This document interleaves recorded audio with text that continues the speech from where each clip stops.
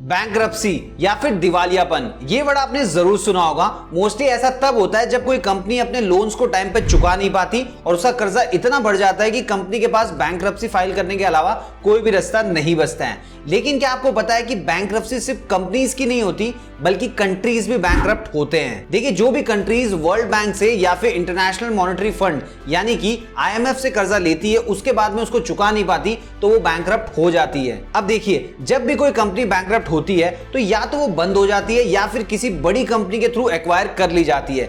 लेकिन अब जरा सोचिए, जब कोई कंट्री बैंकरप्ट हो जाती है तब उसके साथ क्या किया जाता होगा। यूनाइटेड नेशन की इस रिपोर्ट के हिसाब से आज दुनिया भर में 50 से भी ज्यादा ऐसी गरीब कंट्रीज हैं जो या तो बैंकरप्ट होने वाली है या फिर ऑलरेडी बैंकरप्ट हो चुकी है, जिसमें पाकिस्तान, श्रीलंका, डेनमार्क जैसे 54 देशों के नाम शामिल है। अब ऐसे में इन देशों से लोन रिकवर करने के लिए क्या करेंगे?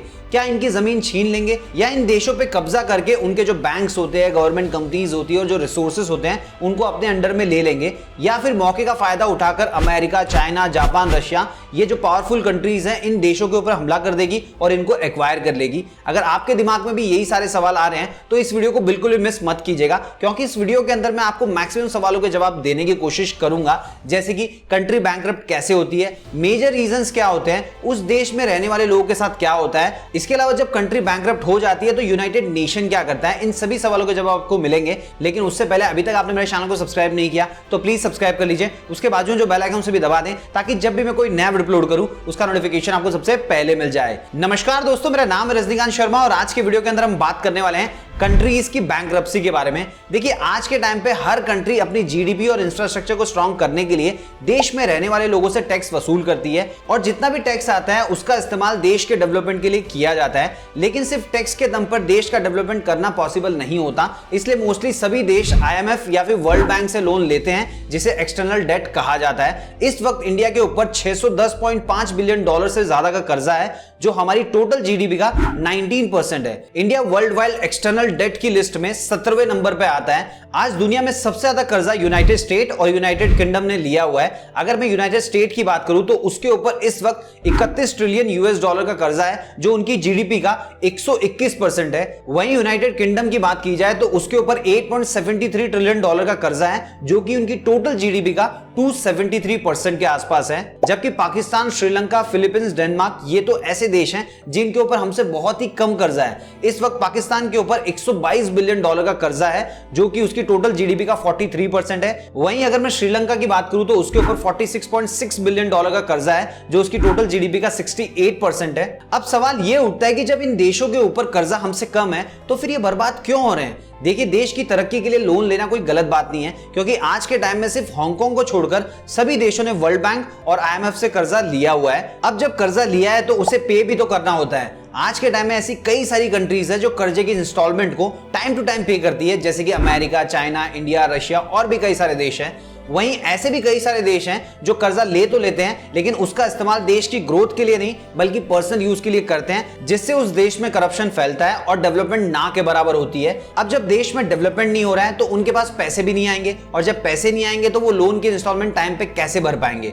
और फिर एक दिन ऐसी सिचुएशन आ जाती है कि उनको बैंकरप्ट होना पड़ता है। अब दोस्तों, देश बैंकरप्ट एग्जैक्टली कैसे होते हैं, इसको अगर मैं आपको शॉर्ट में एक्सप्लेन करूं तो इस तरीके से होगा।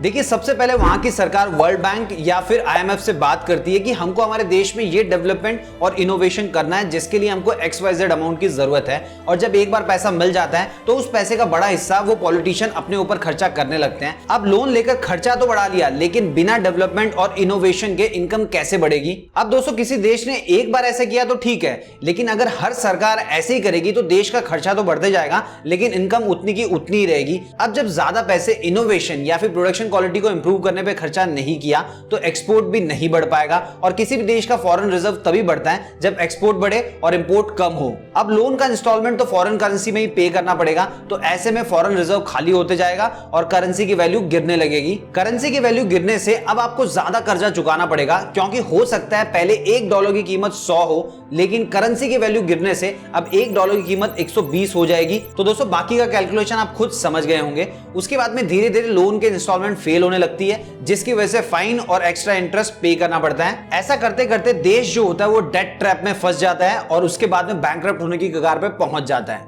अब दोस्तों कई बार ऐसा भी देखा गया है कि लोन की इंस्टॉलमेंट सिर्फ इसलिए नहीं भरी जाती क्योंकि वो लोन प्रीवियस गवर्नमेंट ने लिया था, और ऐसा ही कुछ पाकिस्तान में भी हुआ था। एक रिपोर्ट के अकॉर्डिंग पता चला कि पाकिस्तान ने शुरुआत में सिर्फ इसलिए लोन पे नहीं किया क्योंकि वो जो लोन था इमरान खान ने लिया था, यानी कि वहां की प्रीवियस गवर्नमेंट ने। अगर कोई भी देश लोन की इंस्टॉलमेंट नहीं भरता है तो उसके ऊपर भारी इंटरेस्ट और पेनल्टी लगाई जाती है, ये मैं आपको ऑलरेडी बता चुका हूं, जिससे कर्जा और भी तेजी से बढ़ने लगता है और इसका सीधा असर देश की जीडीपी और करेंसी पे पड़ता है। ऐसे ही कुछ लॉकडाउन खत्म होने के बाद श्रीलंका के साथ हुआ। श्रीलंका जो कि पहले टूरिस्ट और एग्रीकल्चर के लिए जाना जाता था, लॉकडाउन में टूरिस्ट का आना बंद हो गया, जिसकी वजह से इनकम भी बहुत हद तक बंद हो गई और एग्रीकल्चर को वहां की गवर्नमेंट के रूल्स एंड रेगुलेशन ने बर्बाद कर दिया। फिर एक वक्त ऐसा आया कि श्रीलंका के पास लोन की इंस्टॉलमेंट भरने तक के पैसे नहीं बचे।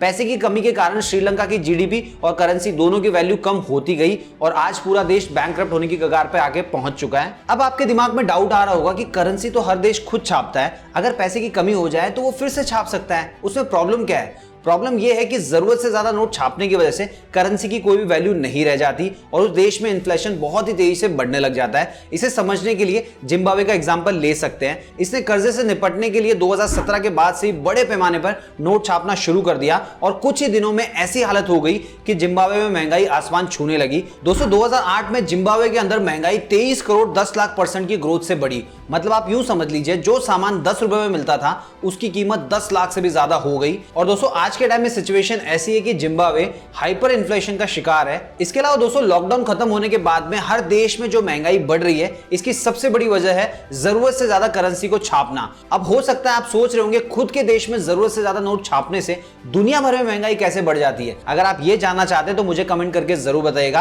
अब मैं आपको आखिरी सवाल का जवाब दे देता हूं कि अगर कोई भी देश बैंकक्रप्ट हो जाता है तो उसके साथ क्या होता है। देखिए, पैसा ना होने की वजह से इंपोर्ट एक्सपोर्ट पर बुरा असर पड़ता है। खाने पीने की जो चीजें होती है वो बहुत ज्यादा महंगी हो जाती है। देश में स्ट्राइक और लूटपाट शुरू हो जाती है। अगर बात करें वर्ल्ड बैंक और आईएमएफ के एक्शन की, तो मैं आपको बता दूं आज के टाइम में कोई भी ऐसा रूल नहीं है कि अगर कोई देश बैंकक्रप्ट हो जाता है तो उसे एक्वायर कर लिया जाए। सिर्फ दो ही चीजें की जा सकती है। सबसे पहला, उस देश से इंपोर्ट एक्सपोर्ट का कनेक्शन पूरी तरीके से बंद करवा दिया जाए। दूसरा, उस देश को और ज्यादा लोन ना दिया जाए। पर ये दोनों चीजें करने से उस देश की हालत और खराब हो जाती है, पर पैसे की रिकवरी नहीं हो पाती। अब आपके मन में सवाल आ रहा होगा कि इन देशों की सिचुएशन को कैसे सुधारा जा सकता है। तो दोस्तों मैं आपको बता दूं, इनके पास दो ही ऑप्शन बचते हैं। सबसे पहला, अपने रिसोर्सेज को दूसरे देश को लीज पर दे दिया जाए ताकि उनको कुछ डॉलर्स मिल जाएं। इसका इस्तेमाल करके ये अपने देश की जीडीपी और फाइनेंशियल कंडीशन को सुधार सके। दूसरा, एग्रीकल्चर पे लगे हुए स्ट्रिक्ट कानून को हटाकर देश के किसानों को सपोर्ट करें ताकि वो अपनी प्रोडक्शन कैपेसिटी को बढ़ा सके और ज्यादा से ज्यादा एक्सपोर्ट करके डॉलर को कमाया जाए। आज श्रीलंका ने भी खुद को बैंकरप्सी से बचाने के लिए अपनी कई सारी जमीन और नेचुरल रिसोर्सेज चाइना और दूसरी कंट्रीज को लीज पे दिए हैं ताकि उनको कुछ पैसे मिले और उसका इस्तेमाल वो देश की जीडीपी को बढ़ाने में कर सके और दोबारा अच्छी कंडीशन में आ सके। अब दोस्तों देखना काफी दिलचस्प होगा कि पाकिस्तान अपनी सिचुएशन कैसे सुधारेगा। क्या वो भी अपनी जमीन और नेचुरल रिसोर्सेज लीज पर देगा? वैसे मैं आपको बता दूं, प्रॉपर्टी लीज पर देने के बाद में इन देशों को 10 से 15 साल लग जाएंगे वापस पहले जैसे ट्रैक पे आने के लिए। और मान लो ये एक बार ट्रैक पे आ भी गए तो जब तक ये ट्रैक पे आएंगे तब तक दूसरे देश इनसे बहुत ज्यादा आगे निकल चुके होंगे और उनसे कॉम्पीट करने के लिए इन्हें एक बार फिर से लोन लेना होगा। अब आपको क्या लगता है कि हमारे जो पड़ोसी देश है क्या वो फिर से कमबैक कर पाएंगे? अपनी राय मुझे कमेंट बॉक्स में लिख के जरूर बताना। इसके अलावा यूनाइटेड नेशन ने इसे रोकने के लिए इस बार G20 में एक ऐसा डेवलपमेंट प्रोग्राम शुरू करने की बात कही जिससे इन सभी देशों को मदद मिलेगी जो बैंकक्रप्ट हो चुके हैं या बैंकक्रप्ट होने की कगार पर है। अब दोस्तों प्रोग्राम क्या है और उससे क्या चेंजेस हो सकते हैं यह आपको इनके ट्वीट और इनके रिपोर्ट में देखने को मिल जाएगा। इसका लिंक मैं इसी वीडियो के डिस्क्रिप्शन में दे दूंगा। अगर आपको ये वीडियो पसंद आया तो वीडियो को लाइक कीजिए। आपके मन में कोई भी डाउट है प्लीज कमेंट बॉक्स में लिखिए, पूछे, मैं इसको जवाब जरूर दूंगा। और इस वीडियो को अपने सभी फ्रेंड्स, फैमिली मेंबर और जान पहचान वालों के साथ शेयर कीजिए ताकि उनको भी इस चीज के बारे में पता चले। और आप मुझे इंस्टाग्राम पे भी फॉलो कर सकते हैं। मेरा इंस्टा आईडी है hi_रजनीकांत शर्मा। मिलते हैं दोस्तों अगले वीडियो में फिर एक नई कहानी के साथ।